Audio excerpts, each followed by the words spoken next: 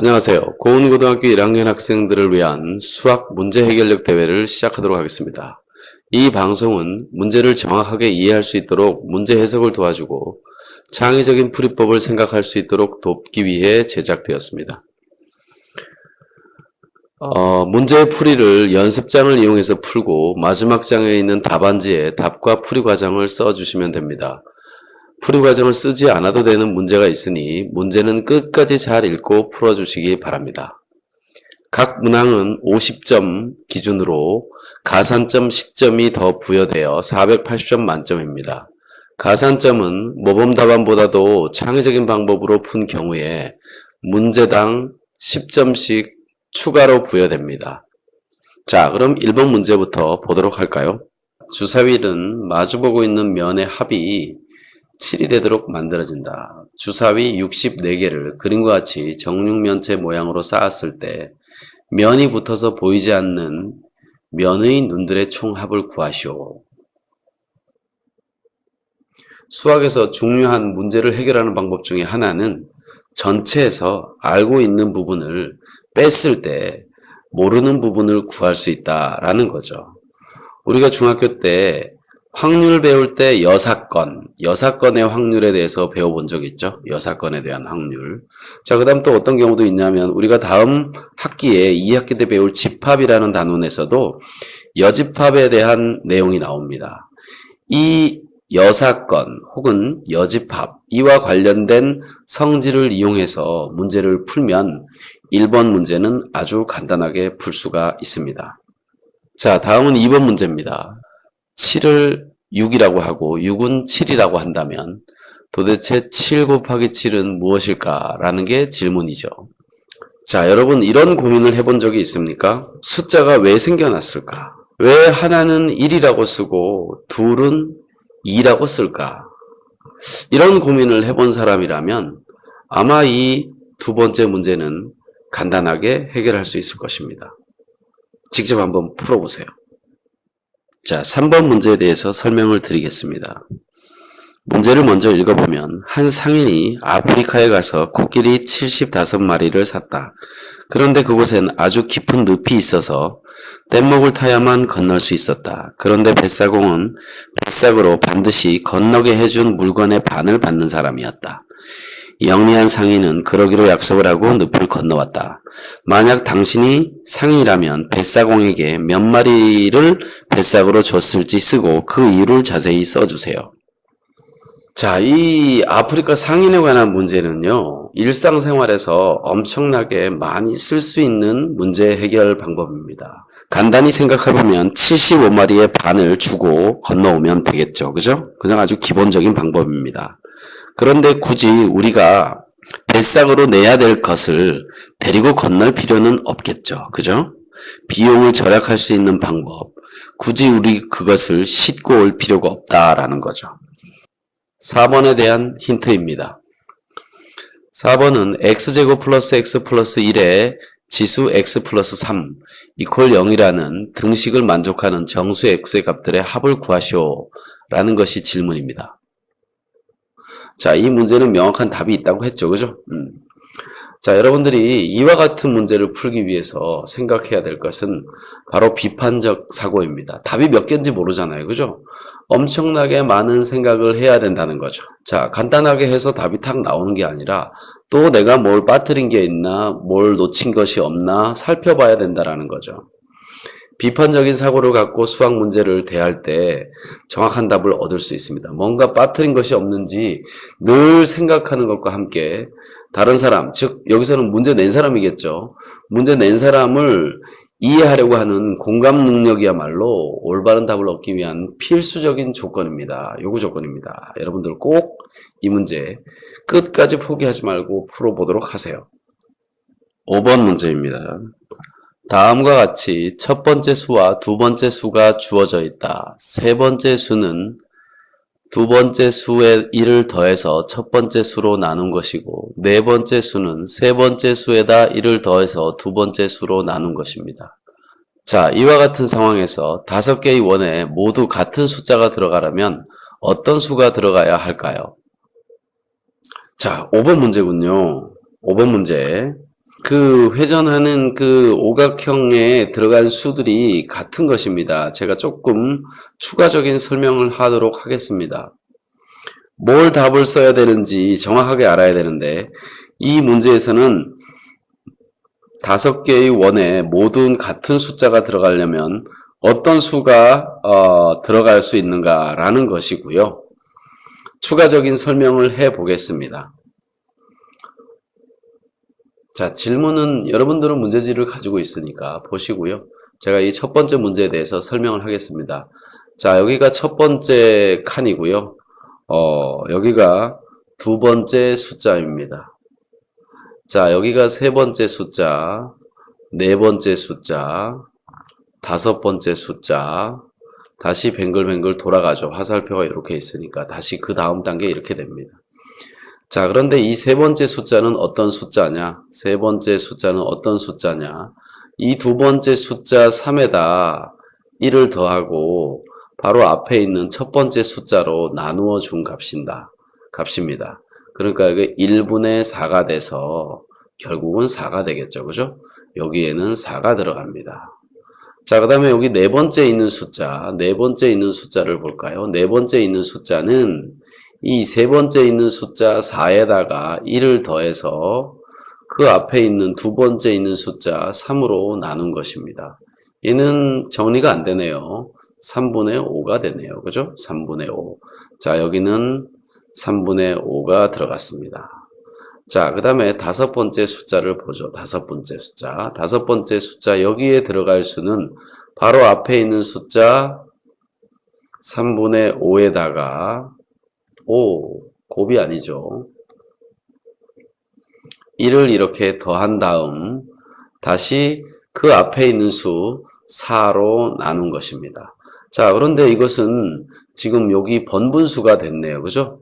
번분수가 됐으니까 번분수 정리하는 방법 알려드릴게요. 번분수를 정리하려면 여기 작은 분수 3이 있죠.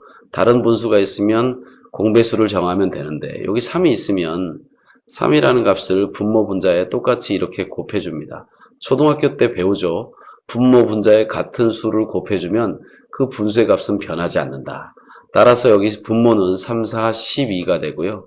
분자는 요렇게 분배 법칙을 하면 5 플러스 요렇게 분배 법칙을 하면 3이 되네요. 그래서 여기 8이고 여기 2니까 4, 3, 12, 4, 2, 8 3분의 2가 됐습니다. 자, 여기 다섯 번째 들어갈 숫자는 3분의 2라는 숫자고요. 다시 이 첫 번째 숫자가 나오는지 해봐야 되겠습니다. 왜냐하면 여기도 화살표가 나왔잖아요. 그죠? 3분의 2에다가 1을 더해서 3분의 5로 나누어 주면 1이 되는지 확인해 보면 되겠네요. 자, 그런데 여기 뭐 분모 분자에 3을 곱해주면 되겠죠. 간단하게. 그죠? 자, 여기는 약분하면 5가 되고요. 자, 이렇게 곱해주면 약분돼서 2가 남고 1 곱하기 3 하면 다시 3이 되네요. 그죠? 그래서 5분의 5가 되기 때문에 1이라는 값이 나온다는 것을 알 수가 있습니다. 자, 이번에 여러분이 해보셔도 좋을 것 같고요. 자, 나는 바로 답을 구할 수 있다. 그러면 여기를 보면 되겠습니다. 자, 여기 B, 여기 C, D, E 이렇게 된다면 이 B라는 숫자는 B라는 숫자에다 1을 더해서 A로 나누면 C가 된다는 거고 C에다가 1을 더해서 B로 나누면 D가 된다는 거고 그죠? 그죠? 자, D에다가 1을 더해서 C로 나누면 E가 된다는 거고 종국에는 2에다 1을 더해서 D로 나누면 A가 된다라는 이런 내용을 포함하고 있죠. 그죠? 자, 그래서 이렇게 생각하면 되겠습니다. 6번 문제를 한번 볼까요? 다음 등식이 참임을 확인하였다면 이와 같은 예를 2개 찾아보고 일반적으로 성립되는 관계식으로 미지수 x를 사용하여 유도해 보시오. 이렇게 되어 있습니다. 자, 좀 전에 그 식 한번 보죠. 이거 아주 이상한 식이죠. 그죠? 자, 여기 5 플러스 24분의 5가 루트가 이렇게 들어가 있는데 이 5가 루트 바깥으로 튀어나왔네요. 그죠?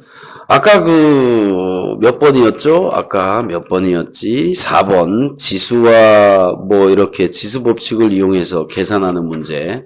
그 문제는 비판적인 사고, 답이 여러 개인 것을 찾아야 될 때는 혹시 빠뜨린 것이 없나라는 생각을 항상 해야 된다는 거죠. 자, 그런데 지금 이 문제는 뭔가 잘못된 것 같은데 맞다고 하는 거죠, 지금. 그죠? 자, 이 문제처럼 아까 문제는 비판적인 사고가 상당히 중요하지만 이 문제 같은 경우에는 긍정적인 사고를 갖는 것이 되게 중요하다는 거죠. 자, 이 등식이 참인 것을 밝히고 이와 같은 예를 찾으라고 했죠. 그죠? 일단 그게 되나 안 되나 해보세요. 될 겁니다. 될 겁니다. 그리고 도대체 숫자가 어떤 식으로 바뀌면 또 이와 같은 예를 만들 수 있는지 생각해 봐야 되고요. 마지막으로는 일반화시켜서 문자를 써서 사용하는 방식으로 어떻게 이것을 증명할 것이냐라는 것이 이 문제의 포인트고요. 가장 중요한 것은 긍정적으로 생각해라. 그리고 여기 사실이라고 표현되어 있는, 자, 여기 이렇게 사실이라고 표현되어 있는 이것이 왜 맞는지를 잘 파악을 해야만 문제를 풀 수가 있습니다. 7번. 길이가 같은 성냥개비로 다음 그림과 같이 정삼각형을 계속 만들어 나간다. 한 변에 놓인 성냥개비의 개수가 n인 정삼각형을 만드는 데 필요한 성냥개비의 수를 an이라고 해보자. 지나간 과거를 잊고 현재를 생각하는 의미에서 a의 2018-a의 2017의 값을 구해보시고 그 과정을 설명해보세요. 자, 이 성냥개비 문제 맞죠? 그죠? 자, 여러분은 이 문제를 아마 직접 문제지를 통해서 보면 될 것 같아요.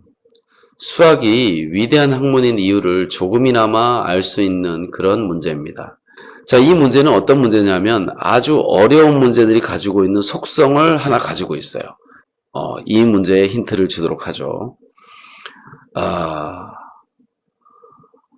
내가 선생이라서 과정이 중요하다고 맨날 가르치고 싶지만 머리로는 과정이 중요하다라고 가르치고 싶지만 세상은 절대로 실패한 과정을 중요하게 여기지 않습니다.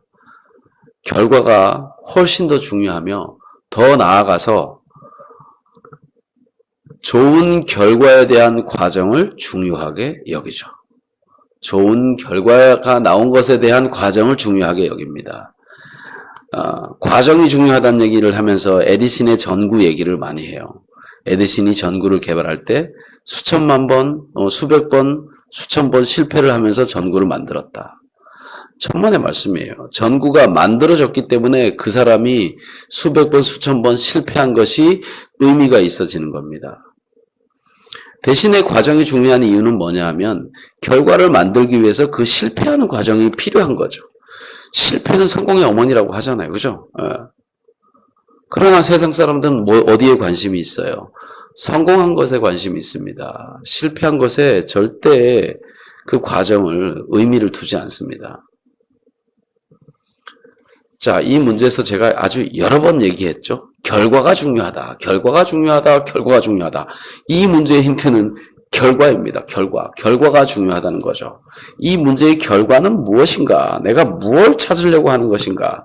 이것이 이 문제를 푸는 핵심적인 문제고 오늘 시험 문제에서 두 번째로 많은 사람들이 틀릴 만한 그런 문제입니다. 자, 이 문제는 에리히 프리드만이라는 교수가 고안한 풀 헥스 퍼즐이라는 문제입니다. 퍼즐에 대한 질문은 다음과 같습니다. 길을 찾는 것인데요. 자, 문제에 대한 설명을 좀 더 추가적으로 드리도록 하겠습니다. 자, 퍼즐 문제를 볼까요?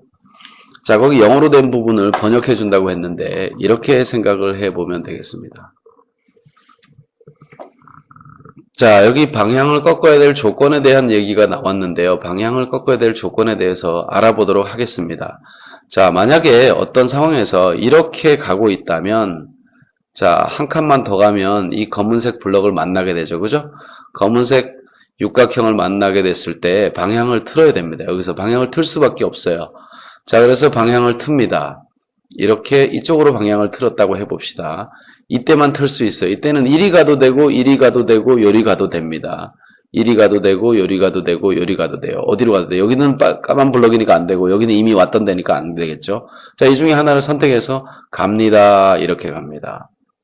자, 여기서 두 번째 조건이 나옵니다. 바깥으로 튀어나가는 경우에는 이렇게 계속 갈 수 없다. 방향을 전환할 수 있다.